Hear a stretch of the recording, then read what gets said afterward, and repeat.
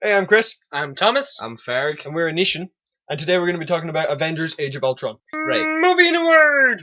Convoluted. Insane. Fractured. So now it's spoiler-free discussion. Okay, well, I can tell you, Fergus, I have a selection of topics that have now begun to fade. Start us. Well, first thing is, the movie itself was sold as being really quite dark and really serious, but then when you got into it, it turned out to be really humorous and funny. Yeah, it's very and much light-hearted. bait and switch. Yeah, it's definitely not what it was sold as. And I was kind of looking forward to seeing what it was sold as. I like the idea of seeing it a bit darker and more serious. I did want to see a creepy, evil villain that Ultron was portrayed as in the trailer, which he didn't turn out to be. Cool. Yeah. No, he turned out to be really funny. He was and sarcastic. He was quite serious at the beginning. You thought, oh my god, we're a real bad guy, and then by the end, he was just goofy. Turned out he was just really into small talk. Yeah, which is a problem for me because the way it comes off it's as if they were like, hey, everyone loved Loki, so let's just make him a robot and do the same villain. With James Spader. Yeah. Great voice, James Spader. James Spader is spectacular. I adore what he did with it. It's just that he was handed some pretty stupid lines, and that he just never came off as a threat at the end. No, he was just there. He was a figurehead.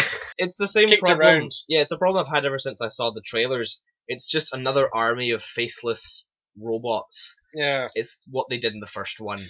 I didn't mind that. I like the difference is this time they can kill the bad guy. It's just he comes back in a brand new body, like nothing ever happened. Yeah, so it just kind of feels like it's. The problem is I've seen the whole action sequence at the end before. I wanted to see one almost invincible villain taking down the whole Avengers because it was something different, and we didn't get that. Maybe he'll come back, you know. I could see him coming back. The problem is we know the next big Avengers villain is Thanos and not Ultron. So if he does come back, it's going to be in one of the smaller movies and it won't be such a big deal, which kind of undercuts, again, how menacing he is, which has already been significantly undercut. What I quite liked, though, is the idea that they played on that this is kind of a cloud-based villain, if you will, and that he doesn't have like a proper physical form, he is on essentially the internet. They didn't do much with it, though. That is the problem. I really liked the premise of that, but they didn't use it enough. There was a really cool scene where they used that really well to show how he just searches himself into everything. It sounds really wrong, but it was so cool.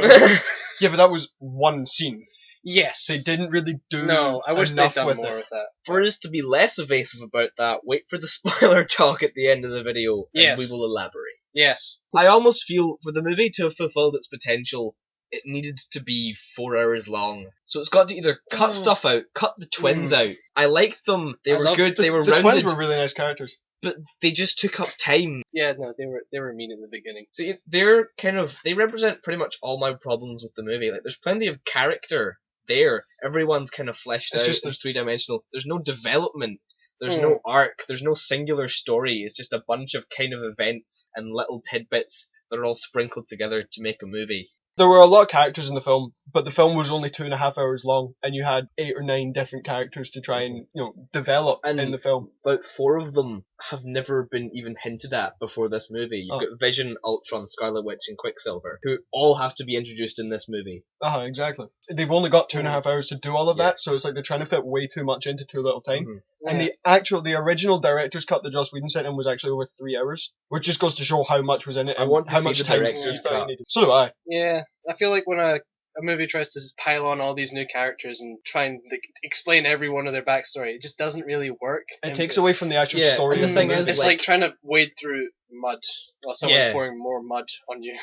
Well, it's quite difficult. What I quite liked about this film is they actually did try and give you more backstory at points to the actual characters themselves. The twins have a great backstory. It just never goes anywhere. No, it wasn't very well executed. Well, it was like when they reveal it, the way it's revealed, it's fine. It's just that it doesn't go anywhere. Yeah, they don't do anything with it. It just kind of tells you how they got to where they are. They don't get over their past. They don't take a new direction. It has absolutely no repercussion on the film. They don't change. Their perspective and the variables they're given about stuff might change and mean they do different things, but they don't change.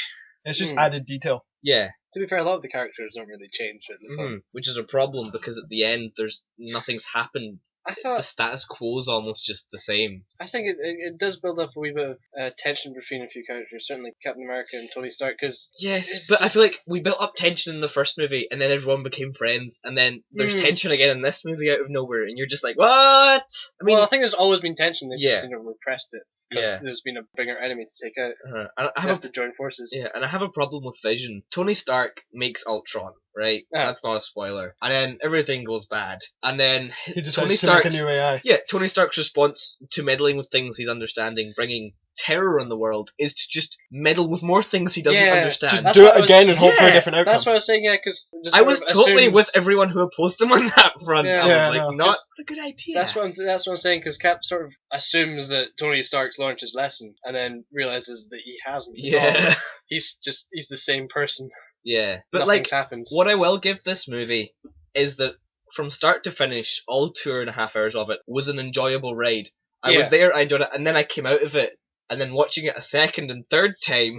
You've seen it 3 times. I've seen it 3 times now. But watching it a second and third time really brought up the problems I had with it. I thought of some of them after watching it the first time, but when you're actually there in the cinema seeing it, you're really enjoying it. The comedy is brilliant. It's really funny. Is really good. The timing's great. The special effects are fantastic. The action scenes are great. It goes bigger and better. One thing I have to say about the action though is at the very start of the film, some of the action scenes at the start felt quite rushed and they were difficult to kind of keep track. Almost, they were really difficult to keep track of because the camera was just constantly switching around. There's this one opening shot that's a few minutes long and it's one shot, so it's impressive.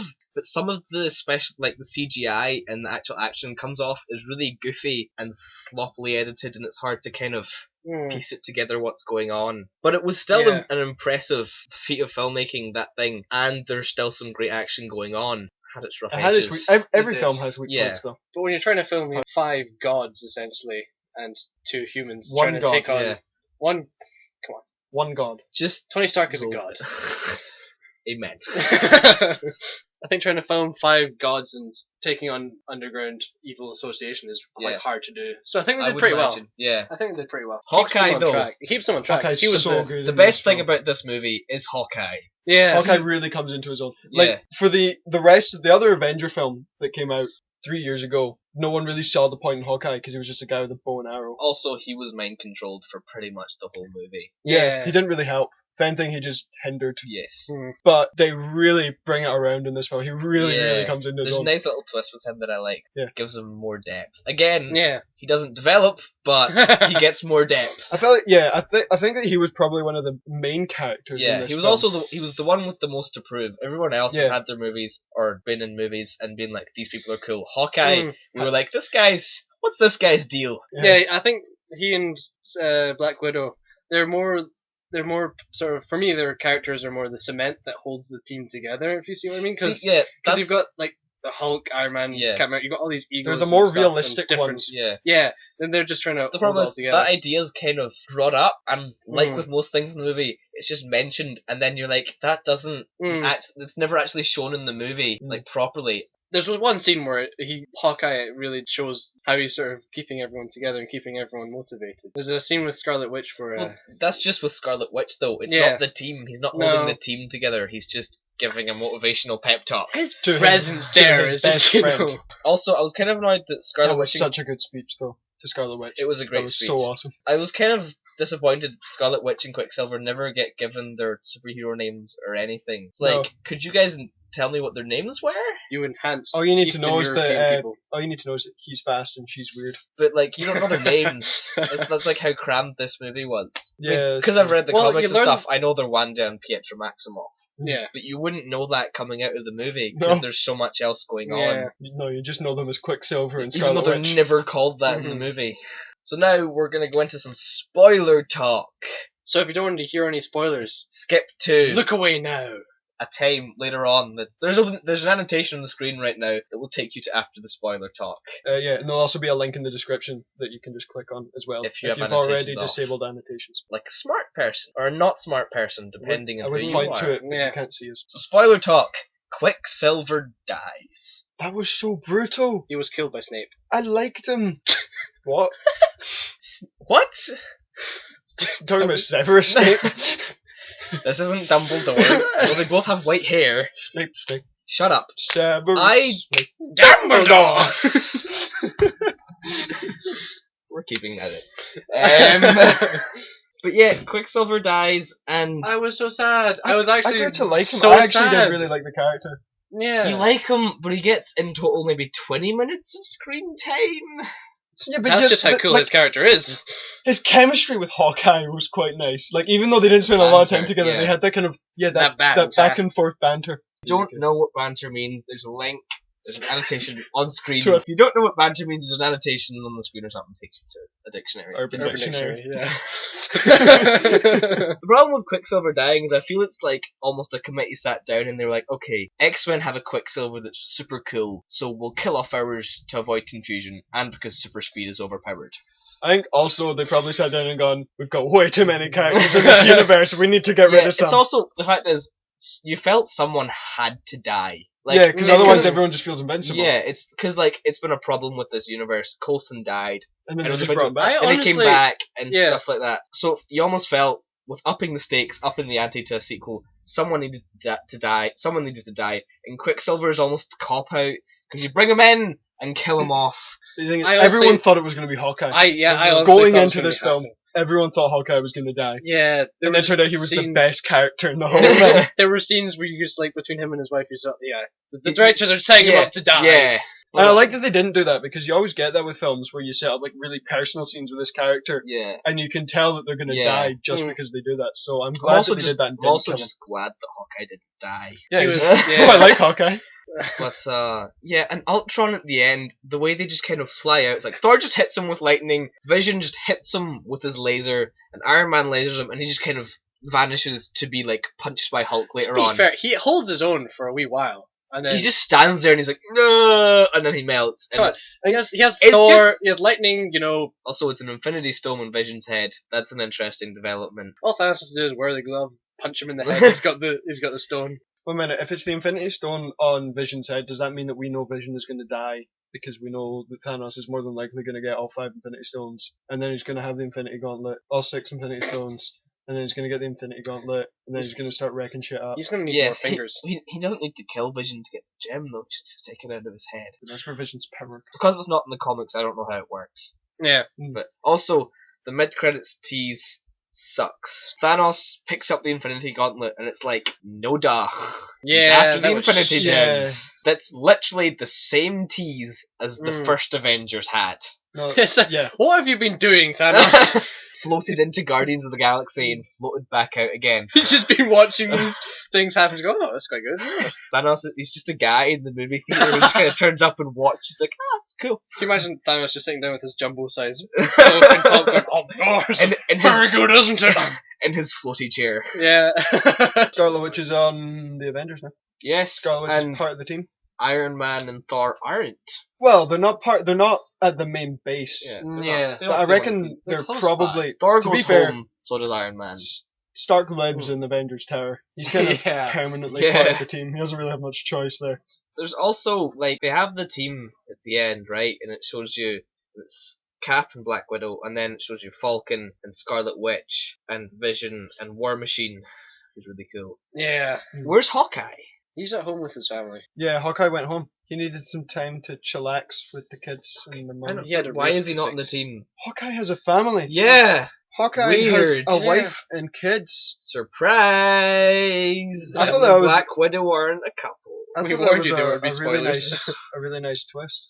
Yeah, like because you kind of got the whole feeling throughout the first Avengers film that the two of them were eventually going to get hitched. And then turns out he's already married with 2 children. Just cool. And a third on the way. And she is sterile. So's Hulk. Like, apparently he was talking, he's like, I can't have babies, do the maths, I physically can't. But, like, I can imagine if he was like, if I had kids, they'd be like me.